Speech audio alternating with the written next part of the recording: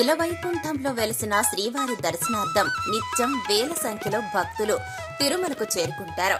స్వామివారి దర్శనార్థం చంటి పిల్లలతో సహా అధిక సంఖ్యలో తిరుమలకు వస్తూ ఉంటారు. ఇక గంటల తరబడి క్యూలైన్లో వేచి ఉండాల్సిన పరిస్థితి ఉంటుంది. ఉచిత దర్శనానికి వెళ్లే భక్తులకు సరాసరి 12 గంటల సమయం పట్టే అవకాశం అధికంగా ఉంటుంది. అయితే చంటి పిల్లల తల్లిదండ్రులకు టీటీడీ ప్రత్యేక దర్శన టికెట్లను అందుబాటులోకి తీసుకొచ్చింది. ఇక 12 ఏళ్లలోపు పిల్లలకు దర్శన టికెట్ అవసరమా? నిత్య సేవల్లో వారిని అనుమతిస్తారా? టీటీడీలో ఉన్న నియమాలు ఏంటో ఇప్పుడు మనం చూసేద్దాం. ఆధ్యాత్మిక పుణ్యక్షేత్రం తిరుమల స్వామివారి దర్శనార్థం ఎన్నో వ్యయ ప్రయాసలు కోర్చి భక్తులు స్వామివారిని దర్శిస్తారు. అయితే తిరుమలలో అనేక సదుపాయాలను టీటీడీ కల్పిస్తూ వస్తోంది. వయోవృద్ధులు, వికలాంగులకు ప్రత్యేక క్యూ లైన్, ప్రత్యేక సమయాన్ని ఏర్పాటు చేసి ఆన్లైన్ లో కోటా విడుదల చేస్తోంది.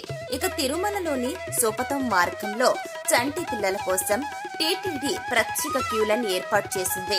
చంటి పిల్లలతో పాటుగా తల్లిదండ్రులు మాత్రమే ఈ క్యూ లైన్ లో టీటీడీ అనుమతిస్తుంది. దర్శనానికి వెళ్లే సమయానికి బిడ్డకు ఏడాది పూర్తయినా అనుమతించరు. ఈ దర్శనానికి వెళ్లాలంటే చంటి పిల్లల hospital discharge summary, Aadhaar card, birth certificates లో ఏదో ఒకటి ధృవీకరణ పత్రాన్ని టీటీడీకి చూపించాల్సి ఉంటుంది. తల్లిదండ్రులు సైతం వారి యొక్క ఆధార్ కార్డును సుపథంలో చూపించాల్సి ఉంటుంది.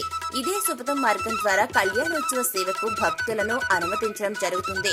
ఇద్దరు దంపతులతో సహా పిల్లల్ని అనుమతిస్తారు. అబ్బాయికి 12 ఏళ్లలోపు వయసు కలిగి ఉంటే అనుమతి ఉంటుంది.